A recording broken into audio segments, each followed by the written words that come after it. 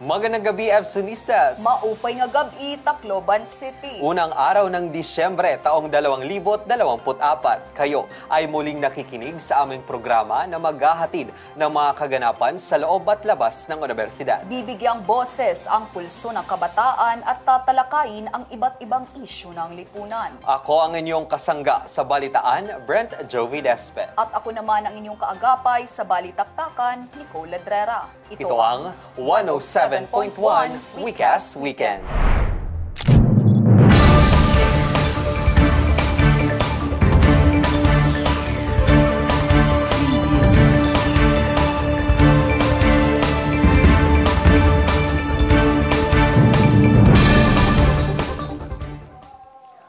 Magandang Sunday evening, Efsonistas, and of course sa ating mga listeners. Nagbabalik muli ang 107.1 WeCast Weekend para sa walang mintis na mga balita sa linggong ito. Ayan, unang araw na nga ngayon ng Disyembre, partner, no? At damang-dama na natin ang Kapaskuhan, lalong-lalo na dito sa ating universidad. Yes, partner, it is 24 days before the Christmas at kumikislap-kislap na nga ang ating mga palamuti sa campus.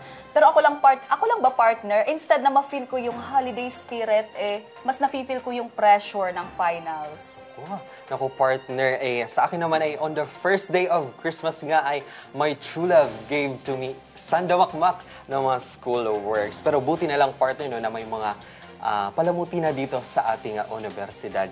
Kahit papano ay naibsan ang aking stress. Yes, titingin ka lang sa mga Christmas lights, sabi ka na nga, I'm okay.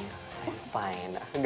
Ganong level. Mas may rin siguro, partner, na nauna yung final season kaysa sa holiday season para mas malasap ng ating mga listeners yung mango float sa Noche Buena. Yan, tama. Lasap na lasap ang bawat kagat sa hapagkainan. Pero matanong lang, partner, no, what do you want for Christmas? Kasi nung childhood natin, marami tayong gusto. Gusto natin ng bagong laruan, new dress, and everything. Ikaw, partner, ngayon, what do you want for Christmas? Partner, I'm just a girl, maging mentally stable, gano'n. Ay, tama yan, partner. Numero 1 yan sa ating mga Ikaw ba, partner? Partner, gusto ko lang ng happiness. Ay, Happiness is my lahat naman tayo only gusto one for Christmas. maging happy, gano'n. Pero alam mo ba ang happiness ko? Ano ba? My happiness is ampaw. Correct. Ako rin, partner. Same. Panawagan. Nananawagan ako sa aking mga ninong at ninang dyan. Isasan ko na lang GCash number ko mamaya. Gayon pa man, partner, narito ang ratsada ng mainit na mga balita sa linggong ito. DYW. Christmas lighting ceremony at fireworks display pinasinayaan ang holiday season sa EVSU. 6 na first-time takers ng chemical engineering sa EVSU pasado sa licensure exam. 500 million pesos na proyekto sa tubig inaasahang susolusyonan ang kakulangan sa Tacloban City. Bangayan ni na Pangulong Marcos at VP Sara patuloy na umuugong. Posibleng epekto sa ekonomiya, sinusuri na. At Hello Love Again ng Kathleen, patuloy ang arangkada sa box office. DYW. Para sa detalye, nagningning at nag-umapaw ang diwa ng Pasko sa EVSU matapos magtipon ang buong EVSU community sa Kislap Christmas Village Lighting Ceremony and Fireworks Display 2024 nitong ika-26 ng Nobyembre sa tapat ng Administration Building. Ang buong detalye, babalita ni Ashley Beto. Nagningning at nag-umapaw ang diwa ng Pasko matapos magtipon ang buong EVSU community sa Kislap Christmas Lighting Ceremony and Fireworks Display 2024 nitong ika-26 ng Nobyembre sa Administration Building. Opisyal na binuksan ang programa sa isang invocation ng EVSU Coral na sinundan ng EVSU Christmas ID ng 2022 at 2023 padayon ng Pasko. Pinangunahan ni Chief Officer for Administrative Services Dr. Doris Anespina ang programa at nag-organisa ng mga aktibidad na naglalayong salubungin ang diwa ng holiday season sa universidad. Samantala, sunod-sunod na pagtatanghal ang nagpatingkad sa entablado, tampok ang Samleo Performing Group, ang singing duo mula sa College of Arts and Sciences, the Diaz Sisters, at ang EVSU Coral na lahat ay nagpataas sa diwa ng Pasko sa loob ng universidad. Binigyan diin ng University President Dr. Dennis C. De Paz sa kanyang mensahe ang kahulugan ng seremonya at ang tunay na diwa ng pagdiriwang ng Pasko na siyang nagpapaalala sa lahat na pahalagahan ng masasaganang biyayang natanggap ngayong taon. Nagtapos ang programa sa pinakahihintay na grand lighting ceremony na nagpaliwanag sa campus kasabay ang pagtatanghal ng mga mag-aaral ng CAPED mula sa College of Education. Sinundan naman ito ng nakakamanghang fireworks display at ang opisyal na paglulunsad ng EVSU Christmas ID 2024, ang Lamraghan Pasko ha EVSU. Matagumpay na nagwakas ang kaganapan na nagbigay inspirasyon sa buong komunidad ng EVSU at pinantig ang diwa ng Pasko na puno ng kagalakan at pasasalamat. Ako ang iyong recaster Ashley Beto, titindig para sa bayan. Maraming salamat, Ashley. Samantala, muling pinatunayan ng Eastern Visayas State University ang kahusayan nito sa larangan ng engineering matapos makapagtala ng 100% passing rate sa November 2024 Chemical Engineering Licensure Exam para sa mga unang beses na kumuha ng pagsusuli. Para sa detalye, ibabalita ni Andre Estopa.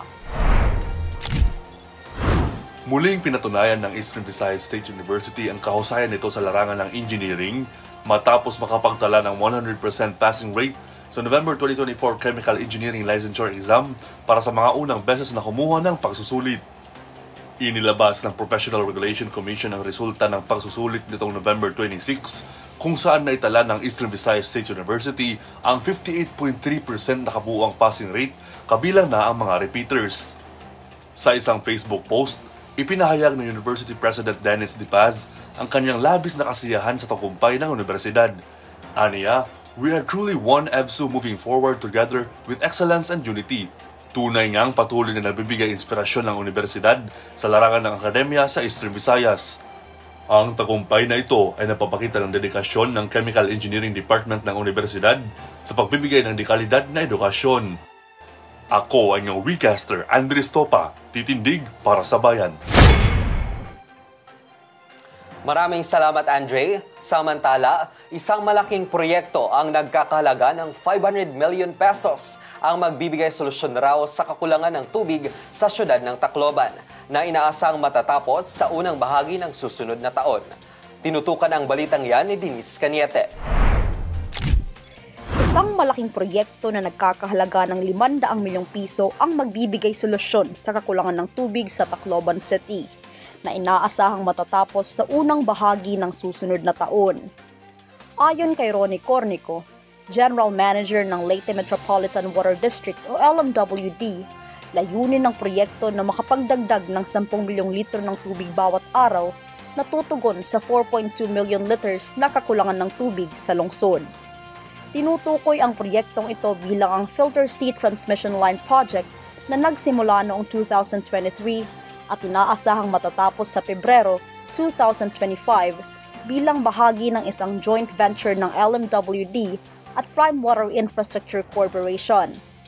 Dahil dito, 3 milyong litro ng tubig mula sa karagdagang supply ang nakalaan para sa mga resettlement sites sa hilaga ng Tacloban, habang ang natitirang 7 milyong litro ay magiging bahagi ng supply sa sentro ng lungsod. Sinabi pa niya na ang dagdag na presyo ng tubig sa Tacloban ay magpapabuti rin sa supply sa mga kalapit na bayan. Ang proyekto ay magsasangkot ng paglalatag ng 450 mm at 300 mm na plastic pipes na aabot sa 21.8 km at 5.25 km mula Barangay Tigbaw sa Tacloban patungong Slow Sand Filter Facility sa Pastrana, Leyte. Ang bagong pipeline ay magsisilbing pangunahing daan para sa ligtas na inuming tubig sa mga residente ng Tigbaw at mga karatig lugar. Ang Filter C ay unang water treatment facility ng LMWD na gumagamit ng slow sand filtration at disinfection na proseso sa paglinis ng tubig. Sa ngayon, ang LMWD ay mayroong higit sa 53,000 concessionaires na sumasaklaw sa Tacloban at mga kalapitbayan kagaya ng Dagami, Tolosa, Tanawan, Palo, Tabon-Tabon, Santa Fe at Pastrana. Ayon sa mga datos, araw-araw na umaabot sa 60 million liters ng inuming tubig ang naipamamahagi sa mga service areas ng LMWD, kung saan ang pinakamalaking bahagi ng supply ay mula sa bayan ng Dagami at Pastrana. Ako, ang inyong weekcaster Denise Cañete, titindig para sa bayan. Maraming salamat, Denise. Samantala, patuloy na umuugong ang bangayan ni na Pangulong Marcos at VP Sara Duterte matapos magpaulan ng maanghang na akusasyon si VP Sara laban kay President Marcos na sinundan naman umano ng pagpalag ng Pangulo. Para sa detalye, ibabalita ni Eman Leuterio. Puno ng emosyon, ganito mailalarawan ang umuusad na bangayan ng dalawa sa pinakamataas na lider ng bansa matapos magbitaw ng mga sensitibong pahayag ang Vice Presidente Sara Duterte nitong Nobyembre 24, kung saan sinabi niya na may kinontrata na daw siya na papaslang kay Pangulong Marcos sa asawa nitong si Lisa Marcos at sa pinsan nito at matalik na kaalyado na si Martin Romualdez. Agad naman na umani ang pahayag ng sari-saring reaksyon mula sa publiko. Ayon sa ilang political analyst, lubha raw na nakakabahala ang mga salita ng bise. Maaari raw itong magdulot ng negatibong epekto sa imahe ng pamahalaan at sa ekonomiya ng bansa dahil nakakabahala ito para sa mga negosyante at dayuhang namumuhunan. Tugon naman ng Pangulo, hindi raw katanggap-tanggap ang ganitong banta sa buhay at ito raw ay kanyang papalagan. Ngunit nang tanungin kung nasa point of no return na ang relasyon nila ng Vice Presidente, ay sinabi nito na bukas pa raw siya sa pagkikipag-usap at umaasa pa rin na magkakaayos sila. Sa kasalukuyan ay nagiging paksa na sa buong mundo ang hidwaang Marcos Duterte, habang humaharap naman si VP Sara sa mga patong-patong na kaso at ang posibleng impeachment nito. Ako ang inyong weekcaster, Eman Leuterio, titindig para sa bayan. Maraming salamat, Eman. Para naman sa Showbiz Chika, inilabas ng GMA Pictures at Star Cinema ang karurukan sa global rankings ng box office sequel film ni Alden Richards at Catherine Bernardo na Hello Love Again noong Martes, ika-26 ng Nobyembre. Ihatid ang chikang yan ni Diana Montajes. Gina G sa Trending Chika!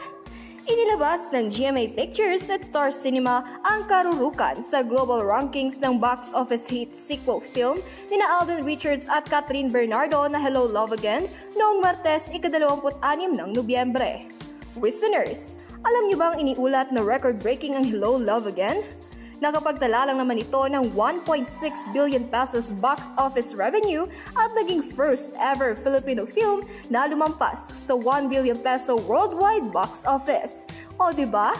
Winner! Oops! Wait a minute! Eto pa ang tea! Dumalo sina Alden Richards at Catherine Bernardo sa red carpet ng Asian World Film Festival sa California at sa okasyong ito, pinarangalan si Catherine bilang Snow Leopard Rising Star sa Closing Night Awards Gala na ginanap sa Culver Theater. Grabe ka, Kat! Slay Queen!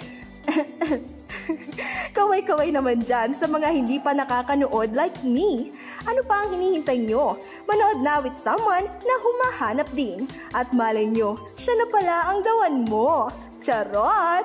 Ako ang inyong weekcaster, Diana Rose Montajes. Titindig para sa bayan. DYW! At yan po ang mga balitang aming nakalap sa loob at labas ng Universidad. Samahan niyo kami muli sa susunod na linggo para sa mga balitang dapat malaman mo. Ebsonista, makibahagi at makialam sa mga kaganapan sa ating universidad na sumasalamin sa ating lipunan.